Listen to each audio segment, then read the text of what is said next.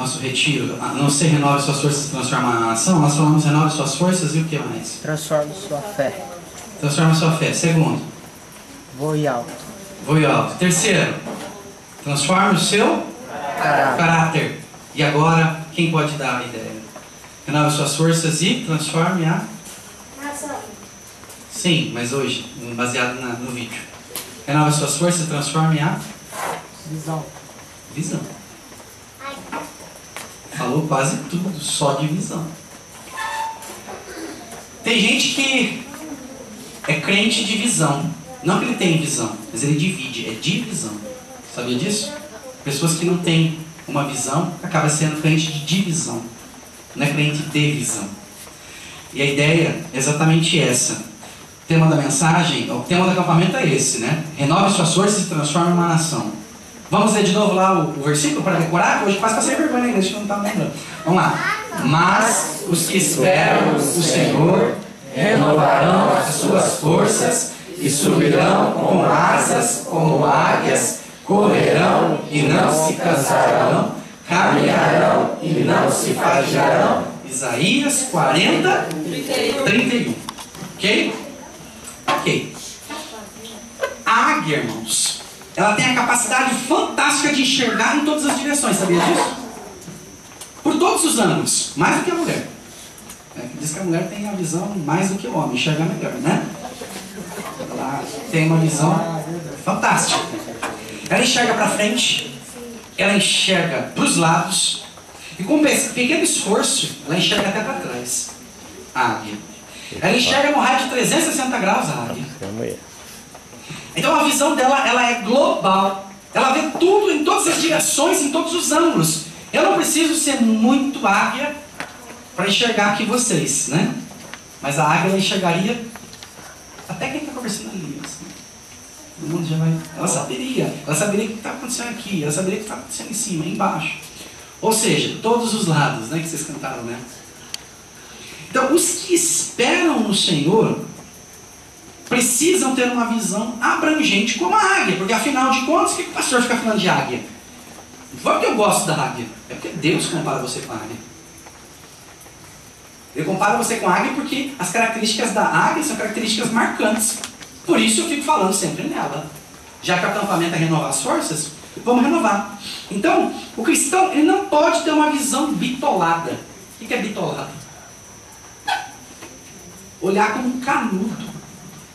Só olha aqui, ó. Você não pode ter uma visão assim. Quem quer renovar as forças e transformar alguma coisa, não pode ter uma visão estreita da coisa. Não pode ser apenas enxergar o micro, o universo que ele vive. Como se estivesse olhando por um tubo. O cristão tem que ter uma visão inteira, integral das coisas. Por isso, então, esse é o tema da mensagem de hoje. Nós vemos hoje, irmãos, com preocupação, aquela polarização de crentes em determinados assuntos. Eles acham que só eles estão certos. Só eu estou certo, não importa o que você pensa, não importa o que eu penso. E eles não têm essa mente aberta. E eu quero dar alguns exemplos em relação a isso. Pode passar para a gente Por exemplo, renove suas forças e transforma uma visão. Em relação à doutrina, por exemplo. Muitas pessoas são zelosas em relação à doutrina. Doutrina é aquilo que é ensinado. Por exemplo, dentro da advocacia tem um termo doutrina. A doutrina da advocacia. A Bíblia tem a sua doutrina. A doutrina são os ensinamentos bíblicos. Às vezes tem gente que fala assim, eu não gosto da igreja batista, porque a igreja batista não tem doutrina. Porque não usa terno, as irmãs não têm... Sabe, aquela coisa assim, isso é costume. Tem que aprender o que é doutrina, o que é costume. Doutrina é ensinamento bíblico. Entendeu? Costume é o que você está usando, você está usando roupa assim, assado, cabelo assim, assado, se raspa o bigode, se não sei o que, sabe essas coisas assim? Isso é doutrina. Isso é ensinamento de homens. Por isso, muitas pessoas esquecem da prática, da piedade e se prendem às doutrinas. Então, a única coisa que interessa é não irem além das Escrituras. O que a Bíblia diz, pouco importa. Mas também, eles não vão além das Escrituras, mas não se preocupem em ficar aquém também. devendo algo. Então, para essas pessoas, o importante é ser ortodoxo. A pessoa, ela mata uma pessoa em prol de uma lei que está escrita na Bíblia. Então, são como a igreja de Éfeso, por exemplo. É uma igreja firme na palavra, mas sem amor. Então, alguns caem no outro extremo, só se preocupam com a experiência. Como eu disse a vocês, arrepiou é de Deus. Sentiu um negócio diferente, às vezes até frio. Bateu uma brisa, Deus está falando. A experiência vale por tudo. E vive com aquele experiencialismo escorregadio, envolve com práticas estranhas a verdade das Escrituras. E o que acontece? Jesus denuncia isso. Jesus fala assim, olha, o que diz lá? Errais. Não conheceram as Escrituras, nem o poder de Deus. Jesus está dizendo o seguinte, vocês erram, porque vocês são extremos. Vocês não conhecem as Escrituras e nem o poder. Muitos ficam só no poder do experimentalismo. E muitos ficam só, eu conheço a Escritura. Jesus vem falar o seguinte, vocês erram, porque vocês não conhecem as Escrituras e nem o poder de Deus. Tem muita gente perita em Bíblia. Perita, você fala de Bíblia para ela, a pessoa sabe de tudo. Mas ela é analfabeta em relação ao poder de Deus. São teólogos que conhecem com perícia mesmo os dogmas da igreja, conhecem os textos originais em grego, em hebraico, em aramaico. Pessoas conhecem tudo de Bíblia, mas são secos como uma pedra para tratar de pessoas. O que importa na nossa vida são pessoas. Jesus morreu por pessoas. A pessoa não pode ficar abaixo de qualquer lei. Por isso que quando Jesus falou sobre o sábado, ele falou exatamente isso. A pessoa é mais importante do que o sábado. Entendem isso? As pessoas ficam presas a situações. E eu quero dizer a vocês exatamente isso. Não só como águias, né? Nós acabamos olhando para um lado da questão. Tem teologia, mas não tem vida. Tem palavra, mas não tem unção. Sabe o que significa unção? É que uns são e outros não são. Essa é a ideia. Você não é ungido? Ungido todos nós somos. Uns são, outros não são. Então o problema de unção é essa. Uns têm, outros não. Na verdade todos nós somos. Mas tem gente que não está cheio disso. Então, pessoas vivem extremas. Uns conhecem muito de Deus, mas em prol desse conhecimento, ignoram o outro. Outro, pelo lado inverso, conhece muito do experimentalismo e esquecem das Escrituras. São extremos, vocês estão entendendo isso? Tem gente que mata o outro por causa da palavra, e tem gente que mata a palavra por causa da experiência. São dois extremos. E eu quero dizer a vocês que a gente precisa ter para a gente renovar suas forças e ter uma visão correta e não bitolada, a doutrina correta. Quem está estudando o livro de Tiago? Alguém está? Eu nem vou pedir para levantar a mão para não constranger, mas se você está, deveria estar. O que Tiago fala? Que a doutrina correta é o quê? Visitar órfãos e viúvas. Não é dizer assim, se a pessoa está passando por necessidade, você fala assim, olha, que Deus abençoe, eu vou fazer uma campanha de jejum na igreja. Eu vou jejuar para você para ficar sem comer também. Não, é você ajudar a pessoa. Você vai lá para Tiago capítulo 2, ele fala exatamente isso. A gente tem que parar com isso. Então a primeira coisa que a gente precisa transformar na nossa visão é em relação à doutrina. Isso é doutrina. Doutrina é a palavra de Deus que valoriza o homem acima de tudo. Não é que o homem tem que ser acima das Escrituras Sagradas, não é isso. Mas você não pode matá-lo com a palavra. Segundo, em relação à liturgia. Essa é uma aula onde tem existido muita confusão no meio evangélico. Falta discernimento, falta amor, falta paciência no trato disso. Muitos defendem aquela tese da teologia. Parece algo engessado, vamos colocar assim, para não falar, para não ofender nenhuma religião, né? É algo morto, algo sem sentido. Nós temos estudado isso na igreja, lá do IEBA, que é algo às vezes decorado, monótono, é algo que acaba sendo algo prejudicial, porque O Espírito de Deus parece que tem que ficar limitado a uma ordem. Por isso, então, eu quero dizer a você que a liturgia não pode ser assim. Não há espaço para o povo de Deus buscar nada novo para esses. Tem que manter engessado. A música tem que ser assim, não pode bater palma, não pode dar glória a Deus, não pode, como é que se diz? Aleluia, não pode bateria, é do diabo, muitos dizem, né?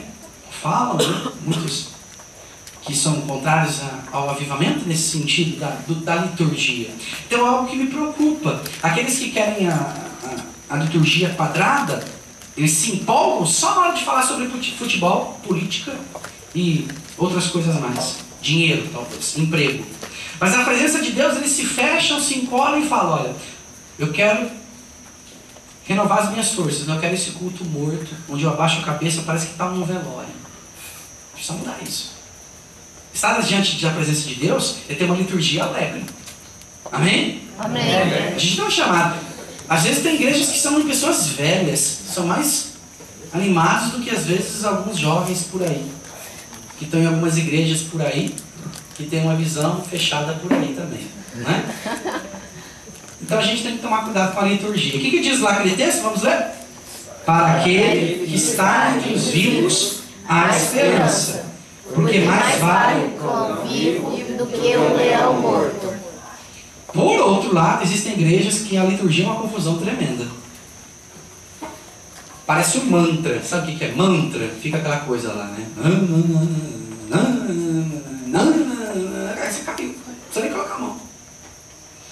Então a gente precisa entender que as pessoas não precisam deixar. Eu vou deixar a minha mente em casa pro culto. Eu só quero me emocionar. Culto envolve emoção, mas o culto também é racional. Então você não pode deixar a sua em casa a sua razão e levar a sua emoção. E você não pode deixar a sua emoção em casa e levar a razão. Porque a gente assim, eu sou racional, eu não sinto nada. Se você tem algum problema, vai procurar o médico. Né? Nós somos latino-americanos. Somos pessoas que nos divertimos. Somos diferentes de algumas comunidades culturais da Europa. Então assim, postura não significa nada diante de Deus, é verdade. A pessoa pode estar séria, compenetrada e estar glorificando a Deus. Ela pode estar dando pulo dessa altura aqui, ó, e estar glorificando a Deus. A postura não significa nada, mas a música pode balançar sim os pés, mas é inadmissível que ela não balance o seu coração. Amém? Amém. Se não mexer com o seu coração, você está com algum problema. Você precisa mudar. Por isso, a gente precisa tomar cuidado, porque a gente não precisa colocar modelos mundanos dentro da liturgia das nossas igrejas. A gente não precisa disso. Tem gente que fala, vamos trazer mais vida para o louvor, mais modelos. A gente não precisa disso. Eu nem vou gastar muito tempo com isso. A liturgia nós estamos bem. E nós estamos estudando sobre isso nos cultos de domingo pela manhã. Agora, uma coisa que preocupa é isso. Uma visão em relação à obra missionária. A gente precisa ter essa ideia. Ter o discernimento do John Wesley, que é o avivalista do século XVIII, que quando ele diz assim, a minha paróquia é o quê? É o mundo. É o mundo. Qual que é a nossa paróquia? Hoje do IEDA. É o Jardim. Hoje nós estamos focados nesse trabalho. Hoje nós compramos um terreno que Deus sabe onde, como nós vamos conseguir pagar. Nós pagamos a primeira parcela e a segunda vai ser paga agora, dia 26. E Deus vai levantar esses recursos. Mas qual que é a nossa ideia? É que vocês entendam que igreja não é isso aqui que nós estamos aqui reunidos somente. IEDA, como nós estávamos agora lá com um grupo de 15 ou 20 pessoas, ou sei lá, 15 pessoas. Igreja é mais do que isso. Igreja é o mundo. Igreja... O que a Bíblia fala quando Jesus mostra que Jesus fala, tá vendo esse campo aí? Já está branco para a colheita. Falta vocês só falar da palavra. Tá branco aqui, tá preparado, tá pronto. É só colher. Por isso, Deus, Ele ama as nações. Quando Deus chama Abraão, Ele fala que de Abraão serão benditas todas, o quê? As descendências, a família da terra. De Abraão. Então, Ele está falando, Abraão, todo mundo. É muito grande a sua descendência, não dá para se contar dentro das estrelas do céu, da areia do mar. É muita gente que é de Deus. E a gente precisa pregar essa palavra. A gente está aqui agora, mas tem um monte de gente lá fora batendo no carro, caindo de moto, morrendo, indo para o inferno e não conhece Jesus. Está cheio de jovens lá assim. Nós não podemos ficar presos a essas quatro paredes, vamos colocar assim, né, que a gente cria. Igreja não é isso. E jovens, vocês precisam ter um ardor missionário. Talvez Deus está colocando em vocês isso nessa noite. Você tem que desejar almas perdidas. Deus levanta missionários para falar. Levantou para falar para mim, levantou para falar para a igreja do Ieda. E você pode ser um missionário onde você está. Nós temos que abrir a nossa visão. Igreja não é somente adoração. A igreja ela nasceu no coração de Deus. Igreja é adoração. Ela nasceu na cruz. Adoração e pregação da palavra. Propagação é a cruz. Igreja é isso. É adoração e propagação. Senão, a gente começa uma classe de batismo agora dia 17, na IBD. Já pensou? Eu vou batizar a Ariane lá, Ariane. Eu pego o revólver, atiro e vai para o céu, vai para a glória. Já batizou, pode ir embora. Sobe, vamos batizar e vamos matando todo mundo. Vê a irmã do Wilson, a mãe do Wilson também, né? Minha irmã miúda, né? Que não está aqui. Vamos batizando e vamos matando todo mundo. Não é assim. O batismo é para confirmar que você está, né, fazendo as ordens de Deus. Mas é que para você faça o seguinte: a partir de agora, você tem a dupla tarefa de adorar e evangelizar. Porque nós estamos cheios de adoradores na igreja. E é legal. Tá legal os louvores, né? Tamara tá lembrando, né? Tá uma benção. Mas aí, e agora a pregação lá fora? Tem gente indo pro inferno. E a Bíblia fala que você é responsável por isso. Eu sou responsável. Por isso nós temos que ter uma visão missionária que saia disso. É necessária uma visão abrangente do mundo inteiro, como a águia. A águia enxerga bem. Ok? Próximo slide, vamos ver se eu marquei aqui. Em relação ao avivamento também, a gente precisa ter esse discernimento. Em relação ao avivamento, a gente precisa entender, devemos ser crentes tradicionais. Né? A verdade não está nos extremos. Devemos ser crentes tradicionais, apegados às verdades de Deus de forma irredutível. Não podemos ter uma visão estreita, tacanha, bitolada e parcial. Nós somos como a águia. Pode passar o próximo slide. O que está dizendo aí? Nós precisamos ter uma visão clara do alto. Primeiramente, eu vou falar um pouco sobre a visão. A visão é um dos prodígios mais fantásticos da criação. Nossos olhos, eles são um dos objetos mais perplexos, mais difíceis, complexos do corpo humano. O olho é muito complicado. John Wilson, que é um oftalmologista, ele diz que nós temos mais de 60 milhões de fios duplos encapados em cada visão.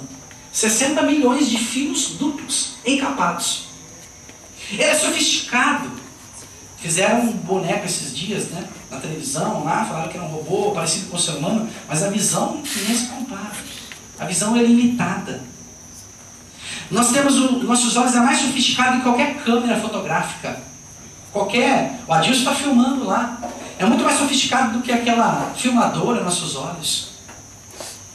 E uma das coisas mais interessantes que nós temos na nossa visão é a capacidade de, no quadro geral, focar um ponto específico. Eu consigo focar num ponto. Naquele ponto, eu consigo ter uma visão até aqui, lateral das coisas. Razoável, mas eu foco num ponto. E eu foco naquele ponto específico e eu consigo não perder esse foco. Sem perder a atenção, por exemplo. Então, essa capacidade de dar um close num ponto específico, num quadro geral, sem perder, é chamado de fóvea. Dispositivo maravilhoso que nós temos. Sabe quantos a águia tem? Esse fóvea? 3. Ela foca em cima, foca na frente dela e foca embaixo. Ela tem 3 fóveas. Nós só temos um. Focou ali, já era. É só ali que você vai enxergar. Por isso, então, esses cientistas perceberam isso. Descobriram que uma fóvea apontando para cima, a outra para baixo e outra para frente. De tal forma que a água distingue com clareza ao mesmo tempo um alvo acima, um alvo à frente e um alvo abaixo. Ao mesmo tempo. Imagina só, hein? Como é que deve ser complexo o negócio, né? Ela olha, ela consegue ver 3 focos, 3 alvos ao mesmo tempo. Por isso, eu quero tirar... Já que nós estamos falando sobre águia, e Deus fala assim, você é uma águia, não um urubu, né? Nós tiramos dela, que não trouxe aqui para passar, né? Na máquina fotográfica, o adesivo que eu vi no carro lá. Eu falei, Beto, tira a fotografia, nós estamos indo embora agora. O cara colocou lá uma imagem lá, que o carro é urubu, né? Urubu móvel. Urubu móvel, o carro dele. É um urubu móvel. Você não é urubu, você foi chamado de águia. Então, nós precisamos ter uma visão clara do alto. Essa é a primeira ideia. A águia é a única ave que mira o sol e continua voando em direção a ele sem se vislumbrar, sem perder o foco. Ela continua focando. Há muitas pessoas que possuem uma inteligência fantástica. Se perguntar aqui sobre qualquer outro assunto, as pessoas sabem. Inteligente, tem faculdade, estuda, detentores de uma mente privilegiada. Contudo, não tem nenhum conhecimento sobre o alto. Se você perguntar aqui alguma coisa sobre Deus, capaz de não saber a diferença entre Deus e Jesus. Para ele é a mesma coisa. Nesse sentido funcional da coisa. Talvez você está nessa situação. Se eu perguntar para você quem foi Abraão, se eu perguntar o que Deus veio fazer aqui, o que Jesus veio fazer entre nós, talvez você não saiba responder para mim isso. Eu vou começar a perguntar para as pessoas acordarem, vamos ver se eles acordam. Quem é Deus para você? Não vou brincar. Eu sei que tem gente dormindo aqui. Mas você tem a visão de quem é Jesus? Por exemplo, às vezes nós somos analfabetos em relação a Deus. Mergulhados nas trevas espirituais. Vivemos presos à cegueira acerca de Deus. Então, os que esperam no Senhor têm que ter uma visão clara Do alto. do alto. Quem é Deus para você? Ah, Deus é tudo. Deus é Deus. Olha a resposta. Deus é Deus. Ou Deus não é ninguém, não acredito em Deus. Eu estou aqui porque eu fui convidado. Mas eu não acredito em Deus. Esse negócio de orar, esse negócio de falar da palavra, eu não gosto disso. Conhece a Deus de ouvir falar. Conhece a Deus alguns até porque leram sobre Deus, mas não conhecem de intimidade, que eu disse hoje pela manhã. Deus te chamou para você ter uma vida de intimidade com Ele. Se você é águia e você não tem visão, se a sua visão está focada somente para os lados, para o seu vizinho que está com sono agora, para o problema dos outros, para a vida dos outros, você precisa ser águia. Você está sendo urubu. Primeiro, nós precisamos ter uma visão clara do alto. Os que esperam no Senhor têm uma visão clara da eternidade. Sabe o que dá uma visão clara da eternidade? É entender que se morreu hoje, para onde vai? Se você hoje fosse chamado por Deus, acontecesse um acidente, sei lá, ou Deus quisesse te chamar mesmo agora, o que você entende sobre a eternidade? Você sabe o que é eternidade? Você sabe o que é isso? O que é ter esperança da vida eterna? Ou a morte para você acha que é o fim de tudo? Você morreu, você foi aniquilado. Você não vai sofrer? Não tem inferno? Não tem céu? O que é visão do alto para você? Ah, pastor, isso aí é mitologia, eu estudei na escola. Ah, é? Então, você acredita então que o mundo quem criou? Ou foi uma sucessão de acasos? Para o evolucionista é como se tivesse um caminhão descendo uma ladeira com ingredientes para um bolo, e aí o caminhão explode, e aí tem um bolinho perfeito, até com uma velhinha para você cantar parabéns. Para o evolucionista é assim. Você sabia disso? Que tem gente que acredita que nós viemos do macaco? Que nós viemos de uma macroevolução, onde tudo é explicado cientificamente, sendo que a maioria das pessoas que creem como nós, criacionistas, que creem que Deus criou, nem acreditam de fato em Deus. Mas eles acreditam assim que existe algo que fez tudo. Eles não admitem quem é Deus. E aí? Você tem uma visão correta de quem é Deus? De que é a eternidade? Se você morresse hoje, para onde você iria? Ia para o céu? Mas quem te garante isso? Essa é uma pergunta que eu quero fazer para você, você precisa responder. Por isso, o que esperam no Senhor sabem que viverão a eternidade com Jesus. Porque Jesus garante. Ele fala assim, todos pecaram e separados estão da glória de Deus. Todos pecaram. Mas Jesus veio para salvar os pecadores. Irmãos, nós temos mais 3 palestras.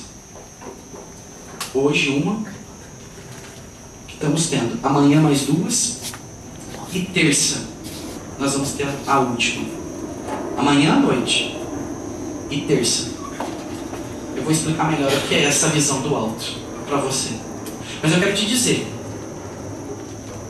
se você não tem uma visão clara do alto, o que é isso, negócio de crente, o que é aceitar Jesus?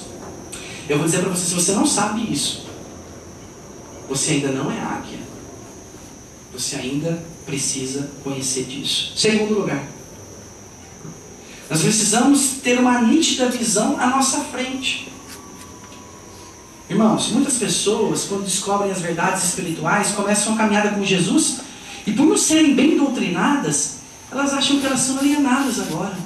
Eu não me envolvo com política, eu não me envolvo com ninguém. Eu só vou para a igreja. Eu não gosto de gente do mundo. Todo mundo que não é da igreja não presta. Só ele presta. Por isso é triste perceber que existem tantas pessoas que, em nome da fé evangélica, se desconectam de tudo. É igual o ET. ET, minha casa, telefone, choque elétrico e aí vai. Né? Não é? ET, né? Minha casa. Tem gente assim. Se converte e vira um ET. Não sabe nem por que se converteu. Porque não foi doutrinado, não foi ensinado. Dá a impressão que é um alienígena nesse mundo. E eu quero dizer a você que pessoas, Jesus mesmo, lá em João 17, fala, não pedi para que tirasse vocês do mundo, mas que santificasse. Que vocês fossem diferentes do mundo, apesar do mundo ser assim. Como cristãos, nós não podemos ser pessoas alienadas. A vida cristã não é uma fuga, é enfrentamento diante das dificuldades que nós passamos. Não é como aula de férias, eu dou um spa aqui. Viver aqui na terra é um spa, eu não quero nem saber. É batalha, não é para covardes não. Águia enfrenta, águia caça, águia vai à luta, águia encara os desafios à sua frente. A gente acaba pensando, né, que o cristão deve viver apenas no reino celestial. Abandonei minha cidadania na terra. Eu peguei o meu green card lá no céu. Eu tenho meu green card. Aqui na terra eu não me envolvo com ninguém. Eu sou tão santo que os outros para mim são piores que eu. Eu sou tão bom que eu me basto. Tem gente que é assim, eu me basto. Eu me resolvo. Por isso então, se você não tem uma visão correta, irmãos, Jesus é o modelo. Ele veio do céu, era do céu. Poderia não se envolver. Fala assim, não vamos me envolver com essa gentalha, né? Gentalha. Não, Jesus não é igual o Kiko, né, que fala assim. É o Kiko, né? Ele percorria cidades, ele entrava dentro das aldeias, entrava nas casas, tomava refeição com as pessoas, com os pecadores. E ele era escorraçado pelos legalistas. Falava assim, esse Jesus aí não segue aquilo que a Bíblia diz. Né? Jesus fala o seguinte, olha, vocês matam a pessoa por aquilo que a Bíblia diz, só que vocês não sabem dar sentido pelo que a Bíblia está dizendo. Por isso ele veio ensinar que a gente tem que se preocupar com gente que está sofrendo. O ministério dele era na rua. O ministério de Jesus era na praia, no campo, nos lares. Onde Jesus estava, o ambiente era impactado. Porque ele ficava assim, olha, o que está? Ele via uma multidão sofrendo sem pastor. Ele percorria multidões, ele falava assim, olha, ali não tem... são ovelhas minhas que estão sofrendo, olha lá, está sem pastor. Nós não podemos cair no erro do movimento que chama movimento pietista do século XVI, XVII na verdade, que supervalorizava as coisas espirituais em detrimento das coisas da terra. Os pietistas. Eu me lembro na faculdade que eu fiz um trabalho sobre eles. Eles eram tão santos que eles não queriam mais se envolver com as coisas da terra. E nós somos águia. A nossa visão do alto não pode interromper a nossa visão da frente. Nós temos desafios. Não faz parte do plano de Deus sermos crentes com a cabeça nas nuvens, sem o pé no chão. Você é daqui dessa terra e você precisa fazer a diferença. Amém? Amém. Amém. Terceiro. Nós precisamos o quê? Precisamos, vamos ver, ter uma profunda visão para baixo. Ao mesmo tempo que a águia olha para cima, ela olha para frente, ela olha para baixo. Ela tem 3 fóbias, ok? 3 focos. E a visão da águia, de fato, é extraordinário. Observe esse texto que eu vou passar agora para os irmãos. Deixa eu ver se eu coloquei. Não. Precisamos ter uma visão para baixo. Jó, né, que é esse texto? É esse mesmo, vamos ler juntos? Eu me fazia de olhos para cego e de pés para coxo. Dos necessitados era pai, e até as causas dos desconhecidos eu examinava. Jó, ele vivia assim, irmãos. Na visão de Deus, né? Jó está falando assim, olha, eu me fazia de coxo para os cegos. Me fazia, falando uma bobagem. Eu me fazia de olhos para o cego e de pés para o coxo. Ele se fazia assim, ou seja, uma pessoa está enferma. Como é que você vai levar Jesus para essa pessoa? Você vai visitar no hospital. Uma pessoa precisa de comida. Você não vai chegar na casa da pessoa e falar assim, eu quero orar com você. Deus vai prover. Você vai lá, leva alimento para ela. Você pode. Deus tem poder para te dar. Deus tem condições. Por isso a nossa visão de Deus, da história, não pode tirar os nossos olhos das pessoas aqui que estão sofrendo, desesperadas, famintas. O cristão não deve ser solitário. Ele deve amar. Ele não deve ser, por exemplo, como o avestruz que coloca a cabeça para debaixo da terra e fala assim, eu não quero ver nada. Por isso que esse texto fala que nós precisamos ser o socorro de Cristo na terra. Jesus, ele fala ao pecador moribundo, o pecador sofrendo, pela sua boca. Por isso, então, próximo texto, que eu passei, esse slide que eu passei aqui, viu? Não era o slide que eu preparei, não. Não sei o que aconteceu, mas pode passar. Eu preparei um outro mais atualizado, que foge do meu aqui. Vamos ler esse texto? Ele te declarou, ó homem, o que é bom e o que é. Pede de ti que pratiques a justiça e ames a misericórdia e andes humildemente com o teu Deus. Irmãos, é isso que Deus quer da gente. Vocês estão estudando o livro de Tiago? Tiago fala exatamente sobre isso. A gente fala que é de Deus e não ajuda as pessoas, não visita as viúvas, fala que tem fé, mas a pessoa fica morrendo de fome, a gente se desvia deles. Mas tem um texto que eu quero que você abra lá, a sua Bíblia, né? Você trouxe, tenho certeza disso, tenho fé que você trouxe. Abra lá em Lucas capítulo 10, versículo 31 e 32. Tem também, mas eu quero que eles abram e eles leiam.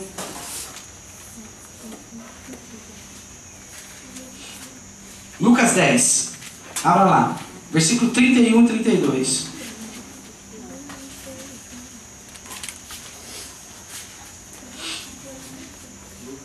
(10, 31 e 32). Quem achou pode ler em voz alta. Está no multimídia, mas eu quero que você leia na sua Bíblia. Aconteceu que um sacerdote estava descendo por aquele mesmo caminho, quando viu o homem, tratou de passar pelo outro lado da estrada. Também um levita passou por ali. Olhou e também foi embora pelo outro lado da estrada. O que está acontecendo aqui, irmãos? Essa parábola ensina a religiosidade falsa como perigo. Gente que é muito religiosa, mas que não tem misericórdia. Não ama as pessoas. Está lá, pessoas religiosas, está lá o sacerdote. Você pode observar. Ele vê, ele passa de longe da pessoa que está em apuros. Mas quando passa um samaritano, que era desprezado da religião, é esse que vai ajudar esse próximo que está caído. Então, gente que é muito santa, muito consagrada a Deus, mas que não vive a misericórdia. Não basta pensar corretamente sobre Cristo. É necessário viver. É necessário investir em vidas que estão sofrendo e estão perto de você. Então, águia tem uma visão profunda, uma visão forte de baixo. Por isso, próximo slide, vamos ver se eu tenho, se eu coloquei. É o último esse. Como águia, não podemos perder a visão das regiões baixas, onde há pessoas sofrendo. Amém? Amém. Você não pode perder a visão do alto. Você tem essa visão do alto? Se você ainda não tem, você há de ter. Porque Deus há de dar a você. Se você crê nisso, diga amém. Amém. Amém? Você tem uma visão das coisas que estão à sua frente ou você está alienado? Não.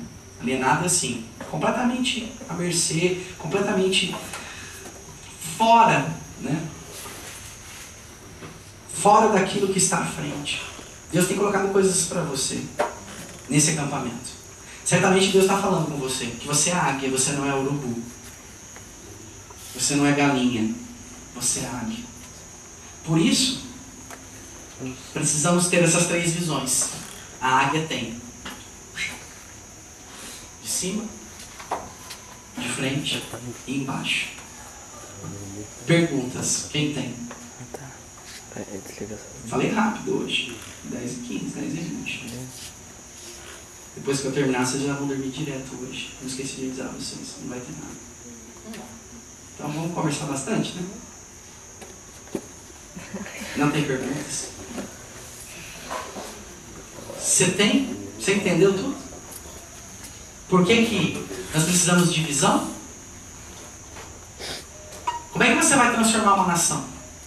Sendo que o tema do acampamento como que é? Renove Suas forças e transforme uma nação. Bom, primeiramente, para você transformar uma nação, você precisa de transformar a sua vida. Que é o tema de amanhã à noite. Amanhã à noite a gente vai estudar sobre isso. Renove as suas forças e seja transformado. Como é que você vai transformar, e eu vou transformar uma nação, sendo que a gente não tem uma visão de Deus, do alto, que Deus quer? A gente não tem uma visão das coisas que estão à nossa frente. Coisas que estão à nossa... Não temos envolvimento nenhum, como Daniel, por exemplo, que se envolveu. Como vários outros profetas de Deus que entraram dentro dessa visão que Deus passou para eles e se envolveram e foram bênçãos onde foram inseridos. José, por exemplo, no Egito, não quero saber de envolvimento não. O que José fez? Foi o segundo maior homem do Egito. Por quê? Porque ele não retrocedia as coisas que estavam na frente dele. Tudo que ele fazia o melhor. Por quê? Porque ele sabia que tinha uma visão de águia. Ele olhava para cima, falava assim, eu não vou pecar, porque esse meu Deus merece o melhor. Ele tinha uma visão na frente. Por que ele tinha uma visão na frente? Ele falava assim, tem carcereiro precisando de ajuda aqui, eu preciso fazer o meu melhor ali, eu preciso interpretar sonho aqui para o rei, porque o rei é que manda, eu preciso fazer tudo. O que aconteceu? Ele tinha uma visão de frente, ele tinha uma visão para baixo, porque mesmo após ele ter se convertido, ter se saído de lá, não convertido, mesmo após que ele saiu da cadeia, ele conseguiu abençoar o seu pai, perdoar os seus irmãos, porque ele tinha uma visão de misericórdia. Ele foi o salvador daquele povo